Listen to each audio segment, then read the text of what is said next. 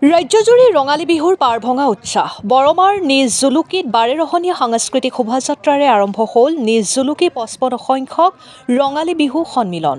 নিজ জুলুকিৰ ৫৫ সংখ্যক ৰঙালী বিহু সন্মিলনৰ সাংস্কৃতিক শোভাযাত্ৰা শুভ উদ্বোধন কৰে বিটিআৰৰ কাৰ্যবাহী সদস্য ৰাকেশ ব্ৰহ্ম আৰু সমাজকৰ্মী কন্দৰ্প শৰ্মাই।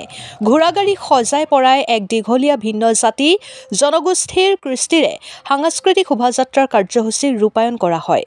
শৰণীয়া কছাৰীসকলৰ বাঁহ গোসাঁই প্ৰতীকীকো সাংস্কৃতিক শোভাযাত্ৰাত প্ৰদৰ্শন কৰা হয়। উদুলি মুদুলি হৈ পৰিছে নিজ জুলুকিৰ বিহুতলিৰ বাকৰি। আজিৰ পৰা অনুষ্ঠিত হোৱা ৫৫ সংখ্যক ৰঙালী বিহুৰ এই বাৰেৰহণীয়া সাংস্কৃতিক শোভাযাত্ৰাই সমন্বয়ৰ এনাজৰীডাল আৰু মজবুত কৰিব বুলি কয় উদ্যোক্তা অজয় দাসে। Bureau report, Arunodoi Assam.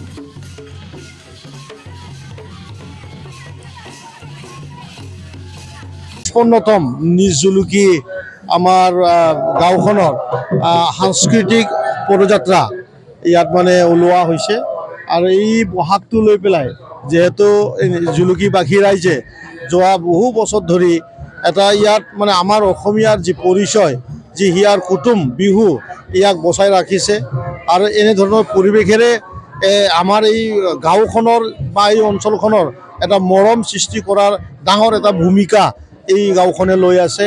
মই ইয়াত অংশগ্ৰহণ কৰি পেলাই মই বহুত ভাল পাইছোঁ।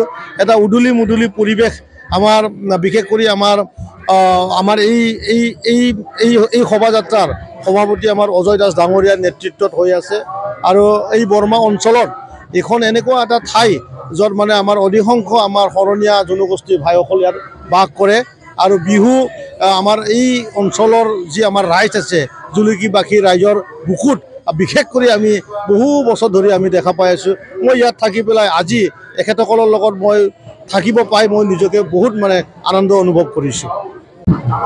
নিজ জুলুকি ৰঙালী বিহু সন্মিলনৰ তৰফৰ পৰা সমূহ অসমবাসী তথা বিটিআৰবাসীক ৰঙালী বিহুৰ শুভেচ্ছা জ্ঞাপন কৰিছোঁ আৰু আজি আমি নিজ জুলুকি ৰঙালী বিহু সন্মিলনীয়ে ৫৫ সংখ্যক বিহু পাতিবলৈ গৈ আছোঁ আৰু এই ৫৫ সংখ্যক বিহুত আমাৰ বিভিন্ন কাৰ্যসূচী হৈছে।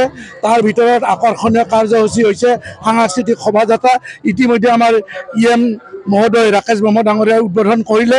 গতিকে এই সাংস্কৃতিক শোভাযাত্ৰাই আমি এইটোৱে ৰাইজক বা অসমবাসীক বা বিটিআৰবাসীক এটা আমি বাৰ্তা দিব বিচাৰিছোঁ। ইয়াত যাতে সকলো জাতি জনগোষ্ঠী যে আমি এক হৈ আছোঁ, মিলা প্ৰীতিৰে আছোঁ, আমি যে সমন্বয় ৰক্ষা কৰি আছোঁ, সেইটো আমি ইয়াত প্ৰতিফলিত আমি কৰিব বিচাৰিছোঁ। ইয়াত শৰণীয়া জনগোষ্ঠীৰ নৃত্য আছে, বাঁহ গোহাঁই নৃত্য আছে, ইয়াত ৰাভা কৃষ্টি আছে, আদিবাসী কৃষ্টি আছে, ইয়াত কোচ ৰাজবংশী কৃষ্টি আছে। গতিকে বিভিন্ন কৃষ্টি ইয়াত মানে হেৰি কৰা হৈছে, ইয়াত উপস্থাপন কৰা হৈছে, আদৰি অনা হৈছে আৰু এই বাৰ্তাই সমূহ অসমবাসীক এটা নতুন বাৰ্তা দিব যে আমি যে সমন্বয় ৰক্ষা কৰি বিটিআৰবাসী বা অসমবাসী চলি আছোঁ, এইটোৱে এটা ডাঙৰ বাৰ্তা হিচাপত প্ৰতিফলিত আমি প্ৰত্যেক বছৰে কৰি আছোঁ আৰু এইবেলিও সেই বাৰ্তাটো যাতে যায় তাকে আমি আশা কৰি মই সকলোকে পুনৰবাৰ নৱবৰ্ষৰ শুভেচ্ছা জনাই মই বক্তব্য সামৰিছোঁ। ধন্যবাদ।